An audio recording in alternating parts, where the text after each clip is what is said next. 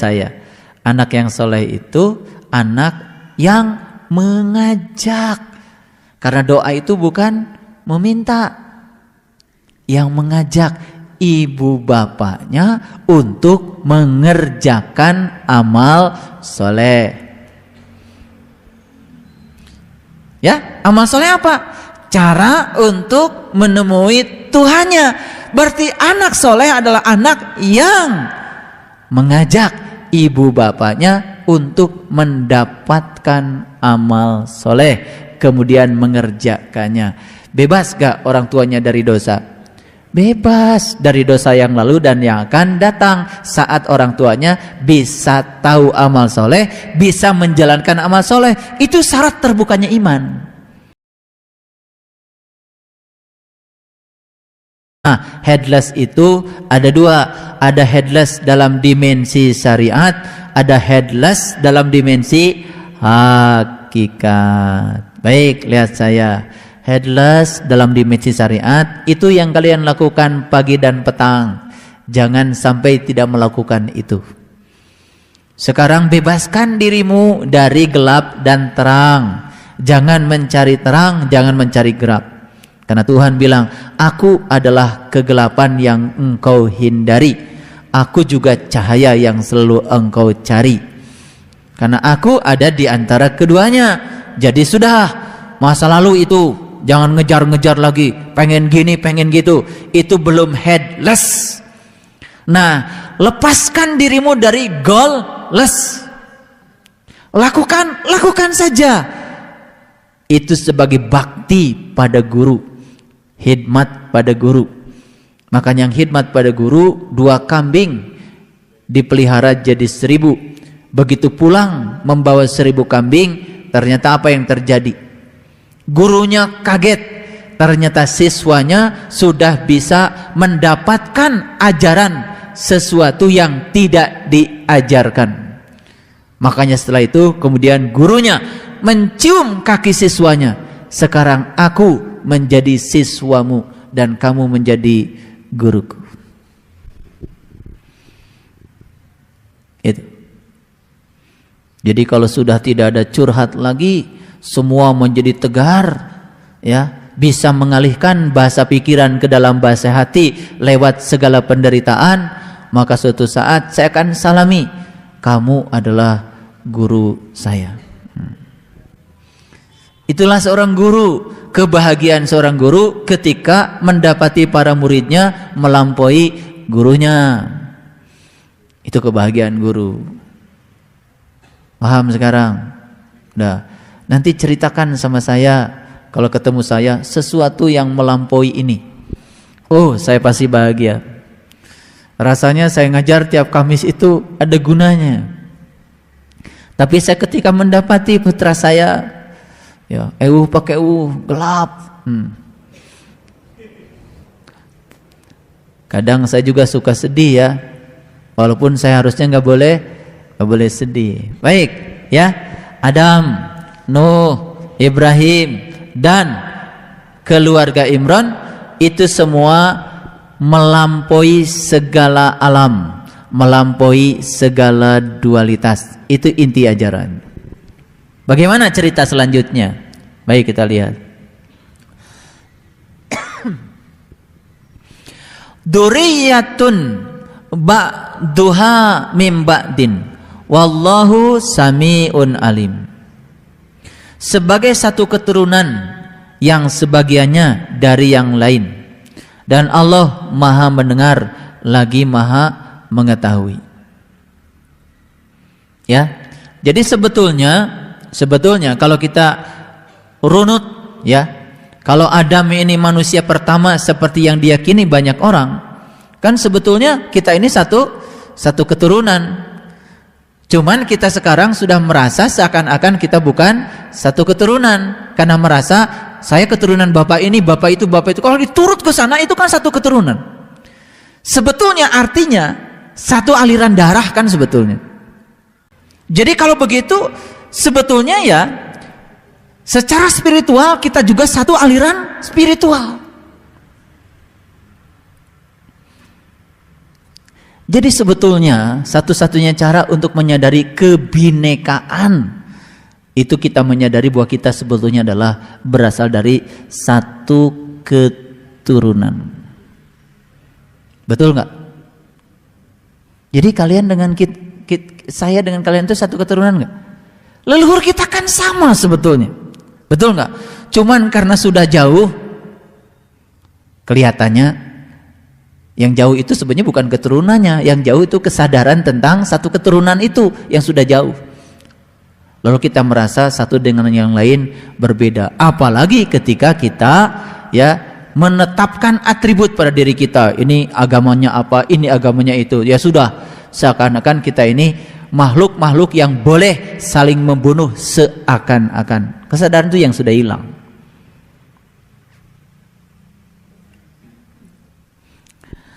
Ingatlah ketika istri Imran berkata, idqalatim ra'atu Imrana Rabbi inni nadartu laka ma fi batni muharrara fataqabbal minni innaka antas samiul alim. Ya Tuhanku, sesungguhnya aku menazarkan kepada Engkau anak yang dalam kandunganku menjadi hamba yang saleh dan berkhidmat. Karena itu terimalah nazar itu daripadaku. Sesungguhnya Engkau lah yang maha mendengar lagi maha mengetahui. Siapa ini? Istrinya Imran bernazar kepada Allah, ingin mendapatkan anak yang soleh dalam kandungannya, ya kan? Makanya semua kita juga pernah bernazar kan, betul? Ingin mendapatkan anak yang soleh. Makanya kalau hajatan tentang anak kita kan doanya semoga menjadi anak yang soleh dan solehah. Cuman kita nggak ngerti anak soleh itu kayak apa. Itu kan yang nggak ngerti. Lihat saya, kata Nabi, anak yang soleh itu anak yang bisa mendoakan ibu bapaknya. Gimana doa untuk ibu bapak? Robbik firli wali walidaya warhamhuma kama robbayani shaghira. Artinya, ya Allah Tuhanku, ampunilah aku dan kedua orang tuaku, sayangilah mereka seperti saat mereka menyayangi aku waktu aku kecil. Jadi siapa kalau gitu anak soleh? Anak soleh adalah anak yang sudah bisa menjalankan amal soleh. Apa ini amal soleh? Amal soleh kata Quran adalah cara untuk mengantarkan kita kepada Allah. Jadi siapa kalau gitu anak soleh? Anak soleh adalah anak yang sudah sampai kepada Allah, yang bahasa pikirannya sudah sampai ke dalam bahasa jiwanya. Itu anak yang soleh. Nah, bagaimana cara bakti anak soleh pada ibu bapaknya? Lihat saya, bukan mendoakan seperti itu saja. Karena apa? Masih ingat doa kemarin? Apa doa? Doa adalah pikiran, kata-kata, perbuatan yang selaras dengan apa yang menjadi isi rangkaian kata-kata kita yang kita mohonkan kepada Tuhan kita. Masih lupa lagi ya? Apa doa? Pikiran, kata-kata dan perbuatan yang selaras dengan isi rangkaian kata-kata yang kita mohonkan kepada Tuhan. Itu kan doa. Jadi cukup nggak kita Allahumma gfirli wali walidaya warhamhuma kama rabbayani shaghira? Cukup? Nggak cukup. Itu baru rangkaian kata-katanya. Sekarang mana pikirannya, mana kata-katanya, mana perbuatannya. Kalau itu tidak ada, kosong, itu tidak akan terkabulkan nazarnya. Kalau gitu dari mana mulainya? Subhanallah. Lihat saya, anak yang soleh itu anak yang mengajak. Karena doa itu bukan meminta, yang mengajak. ibu bapaknya untuk mengerjakan amal soleh. Ya, amal soleh apa? Cara untuk menemui Tuhannya. Berarti anak soleh adalah anak yang mengajak ibu bapaknya untuk mendapatkan amal soleh, kemudian mengerjakannya. Bebas gak orang tuanya dari dosa? Bebas dari dosa yang lalu dan yang akan datang. Saat orang tuanya bisa tahu amal soleh, bisa menjalankan amal soleh, itu syarat terbukanya iman. Gimana caranya kan Pak? Orang tua saya kan sudah tidak ada. Pada saat orang tua saya tidak ada, saya masih kecil. Loh, kan dibilangnya tadi, sayangilah mereka seperti mereka menyayangi aku waktu aku kecil. Sekarang saya tanya, kecil tuh umurnya berapa sih? Waktu kecil itu waktu kita sedang mengalami fase awal dari kehidupan. Itu yang disebutkan fase mas kumambang. Itu adalah fase kita yang sebenarnya. Jadi bagaimana orang tua kita dulu bisa mengalami fase itu? Ya tentu saja orang tua kita itu harus ditiupkan kembali.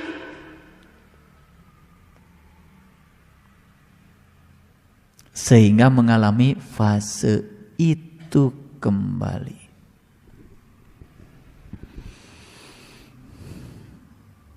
Oke? Jadi siapa itu?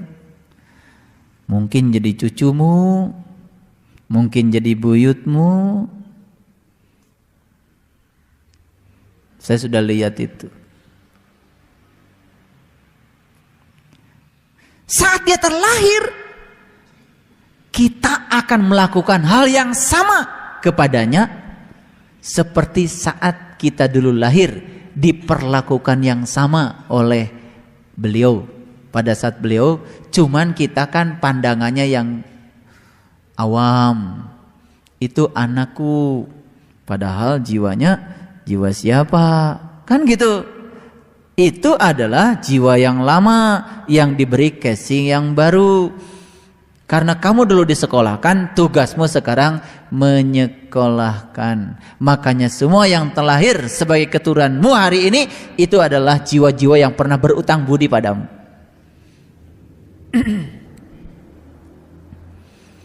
Jadi kalau sekarang ada orang yang mentelantarkan anaknya sendiri, bukan sekedar dia gagal bayar utang, tetapi dia membuat utang baru.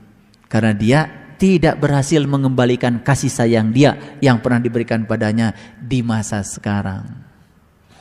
Kenapa ada kata-kata kecil? Karena saat kecil adalah saat di mana kita butuh pertolongan. Masa kecil adalah di mana kita butuh segala sesuatunya dari orang lain. Kebergantungan kita kepada orang lain di luar kita masih terlalu besar. Seiring dengan kehidupan, kebergantungan kita juga mulai menyurut. Apalagi ketika sudah tidak ada lagi tempat kita bergantung, jadilah diri kita sendiri. Adil nggak kalau gitu kehidupan? Masuk akal nggak kalau kehidupan seperti itu? Masuk akal. Sehingga tidak ada orang tua yang kemudian dimintai uang sama anaknya, uang lagi. Padahal dulu juga dia waktu minta uang sama orang tuanya, betul nggak? Jadi makanya tugasmu yang sebenarnya adalah menyampaikan keturunan-keturunan kita untuk bisa memahami kehidupan. Jadi kalau ada orang tua mentelantarkan anak, bukan sekedar gagal dia bayar utang, tetapi dia juga membuat utang baru. Coba lihat kalimat ini. Ketika istri Imran berkata, ya Tuhanku, sesungguhnya aku menazarkan kepada engkau anak yang dalam kandungmu menjadi hamba yang soleh dan berkhidmat. Berkhidmat itu apa? Takzim. Ya, takzim. Takzim, ya. Takzim itu penuh rasa hormat, ya. Makanya lihat, anak-anak yang baktinya pada ibu bapaknya bagus, biasanya kehidupannya juga bagus. Berkah. Ya. Jadi kalau dalam kehidupan kita banyak sesuatu yang itu koreksi dirinya. Yang pertama adalah bagaimana perlakuanmu pada orang tuamu. Sehingga banyak sekarang ini orang-orang yang ketika orang tuanya sudah meninggal baru diziarahi, tapi saat hidup mah nggak pernah ditengok. Ya, udah meninggal di kuburan baru setiap lebaran datang berziarah. Saat hidup mah dulu sakit juga nggak peduli. Itu aneh ya. Baik, kita lihat ya. Tempo hari ada jamaah kita, begitu saya ngomong begini, dia merasa perlakuan dia pada orang tuanya kurang baik selama ini. Orang tuanya masih hidup tapi jauh di sana. Maka dia selesai pengajian langsung pulang.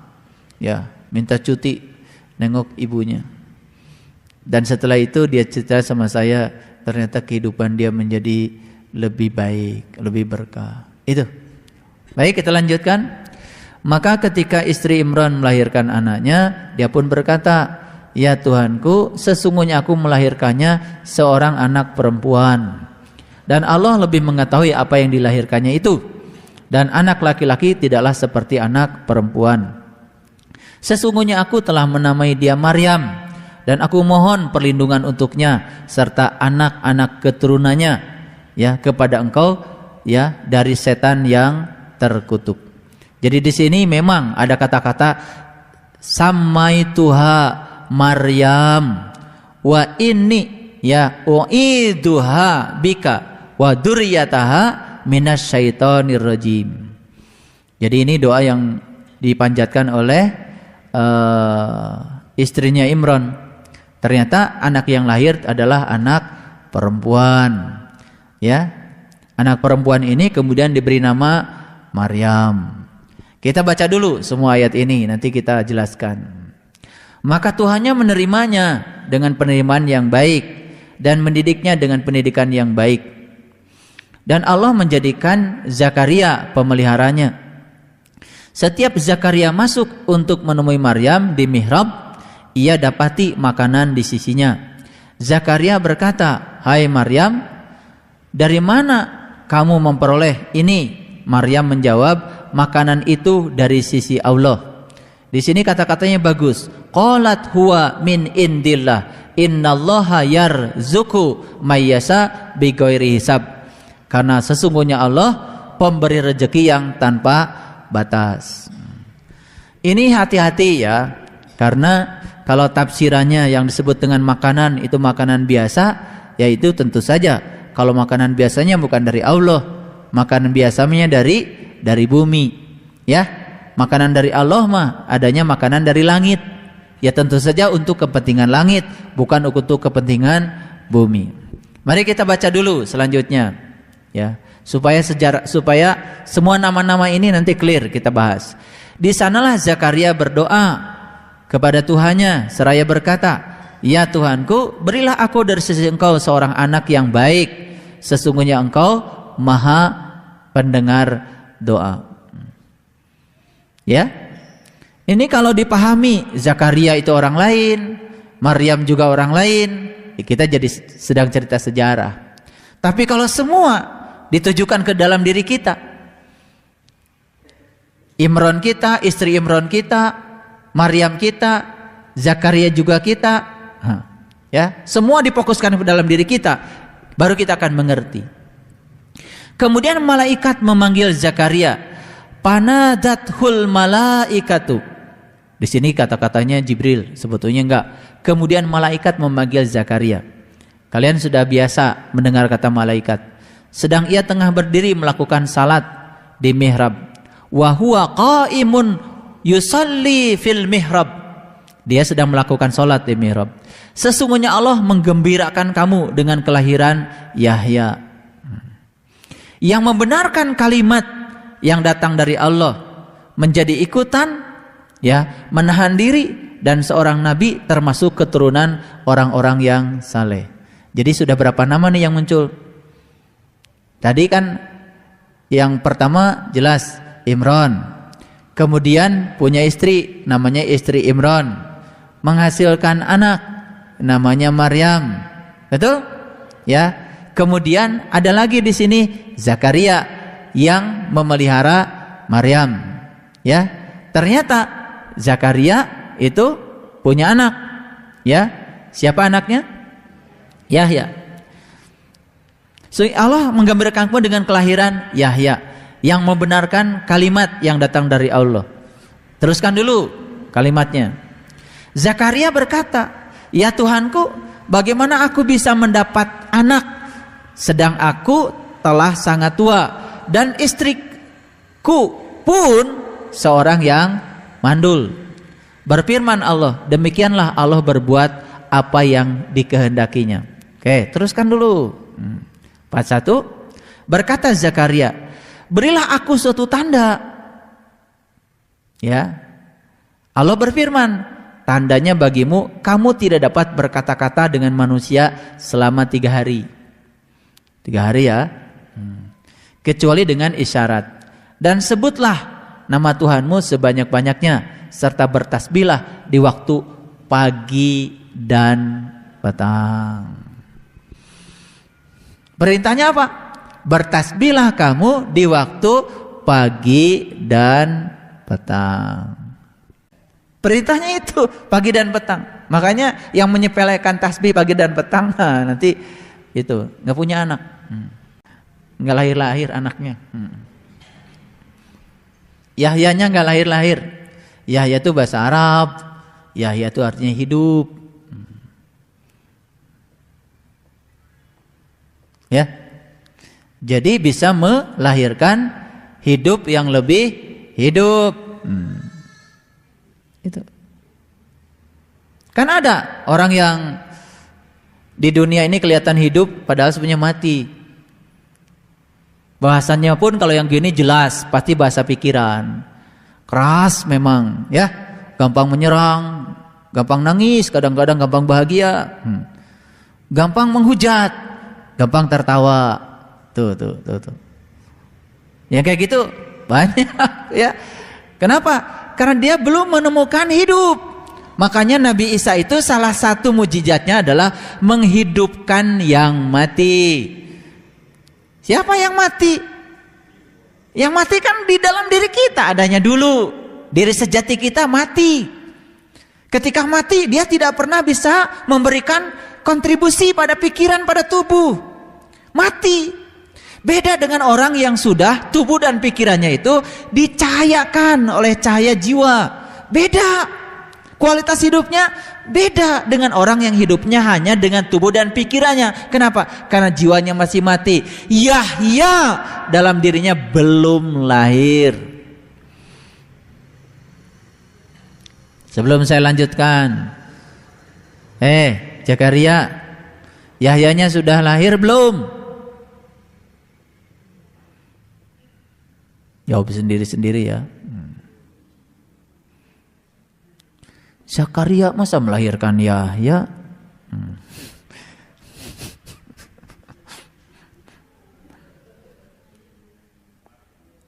Iya.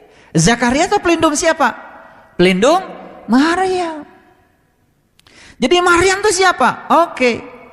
Maryam adalah sebuah nama, sesuatu yang melahirkan, ibu yang sebenarnya.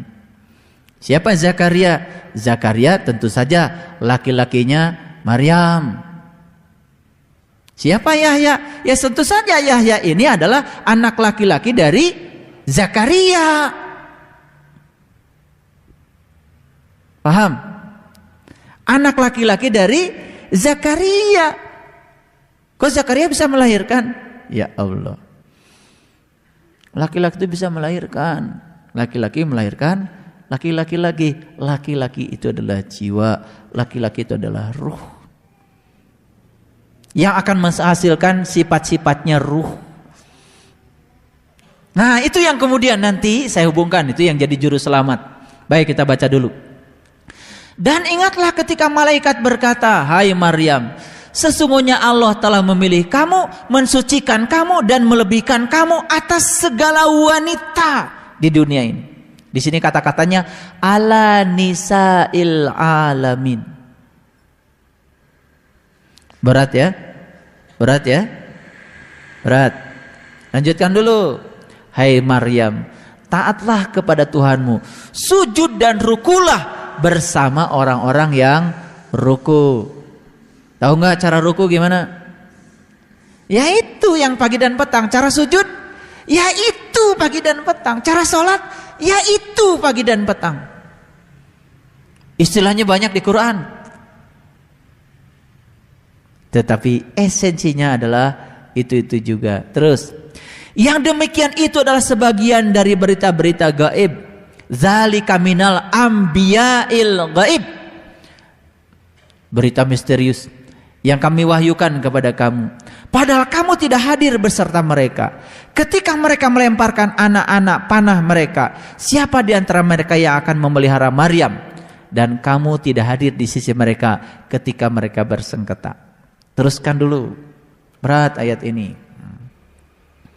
Ingatlah ketika malaikat berkata, hai Maryam, sesungguhnya Allah menggembirakan kamu dengan kalimat daripadanya, namanya Al-Masih Isa putra Maryam. Jadi di sini memang ada kata-kata Isa benu Maryam. Ada kata-kata Al-Masih Isa benu Maryam. Jadi kata-kata Al-Masih Isa putra Maryam itu asli bahasa Quran. Jadi Isa Al-Masih yang sering kita dengar itu bukan bahasa kitab lain, tapi ini adalah bahasa Quran. Al-Masih Sayhu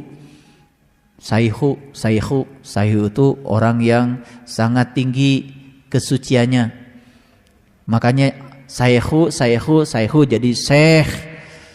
Itu makanya banyak istilah Syekh jadi Sayhu itu kata sifatnya, kata bendanya Al-Masih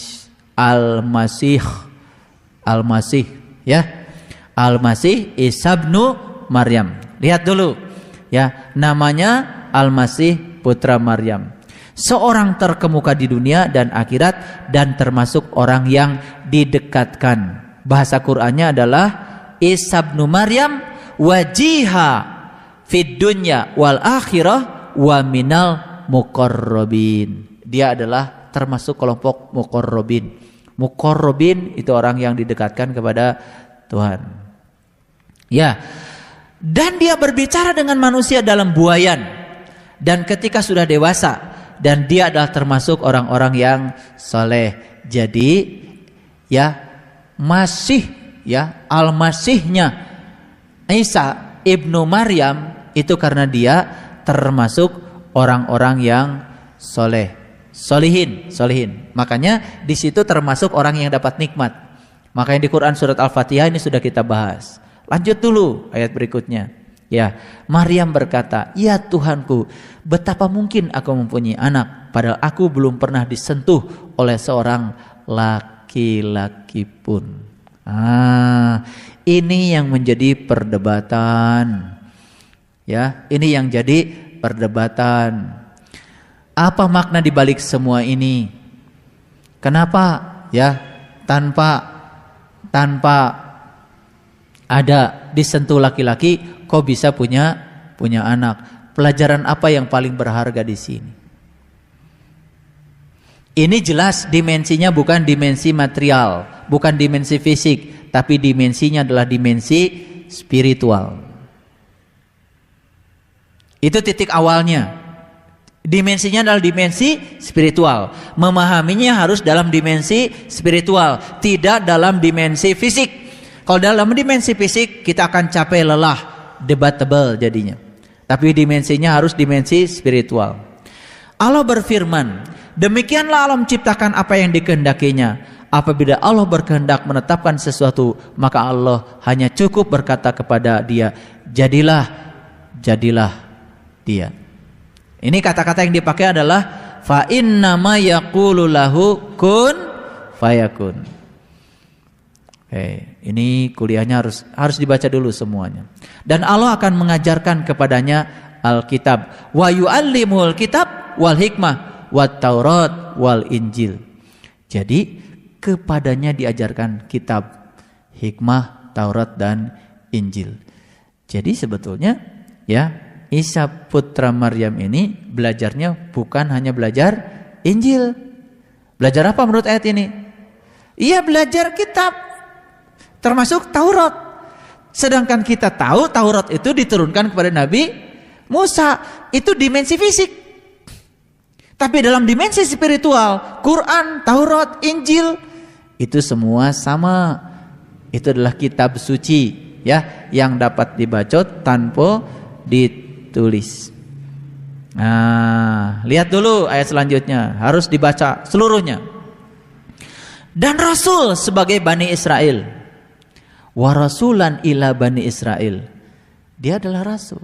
Jadi ternyata semua Rasul itu adalah Bani Israel. Masuk akal ya?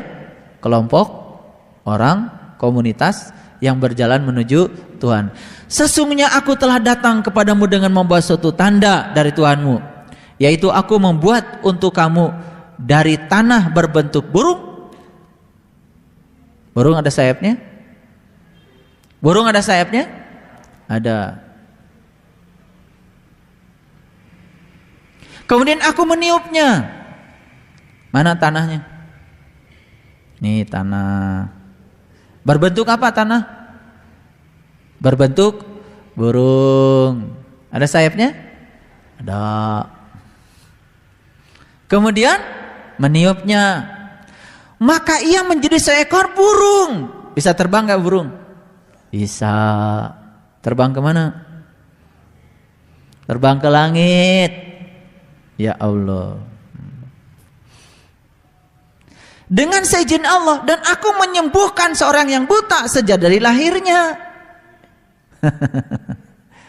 Jelas sekarang? Lihat dulu. Ini dibuat dari apa? Dari tanah. Dibentuk apa? Dibentuk burung. Supaya apa? Supaya bisa terbang. Hebat ya Quran ya. Tapi selama ini kan bacanya sepotong-sepotong ya. Betul nggak? Lanjut dulu, makanya baca dulu semuanya. Saya nanti akan berikan. Dan dan sebagai Rasul, ya, dari Bani Israel, sesungguhnya aku telah datang kepadamu dengan bawa suatu tanda dari Tuhanmu, yaitu aku membuat untuk kamu dari tanah berbentuk burung. Kemudian aku meniupnya. Yes. Lihat dulu saya, setelah berbentuk burung baru meniupnya. Niup dulu, jadi burung dulu. Jadi burung dulu baru meniupnya. Oke? Setelah meniupnya jadi apa? Menjadi seekor burung. Apa? Terbang. Meninggalkan apa? Meninggalkan alam keramaian ini menuju alam yang damai, puncak kesadaran yang tertinggi pada diri setiap manusia. Betul nggak? Saat menuju sana kita merasakan sebuah kedamaian yang luar biasa. Manusia punya sayap nggak? Kalau burung punya sayap? Nah, itulah bahasa awamnya, burung punya sayap, manusia nggak punya sayap. Padahal yang punya sayap itu adalah manusia. Kalau burung punya sayap, hanya terbang dari pohon ke pohon. Di alam yang sama, manusia bisa menembus sempadan langit. Bahasa Qur'annya itu surat Ar-Rahman, menembus sempadan langit. Lanjut. Maka ia menjadi seekor burung dengan seizin Allah. Nah, ingin menjadi seekor burung, ya tentu saja harus seizin Allah. Kalau ingin diizinkan Allah, ya harus izin dulu dong sama Allah. Suka minta izin nggak? Tidak izin kan? Bismillahirrahmanirrahim. Astagfirullahaladzim. Astagfirullahaladzim. Astagfirullahaladzim. Allahumma sholli ala Sayyidina Muhammad wa ala ali Sayyidina Allahu terbang. Headless, goalless, pasrah total, menerima apapun yang ditunjukkannya. Disitulah latihan yang paling hebat untuk latihan menerima kenyataan hidup apapun apa adanya.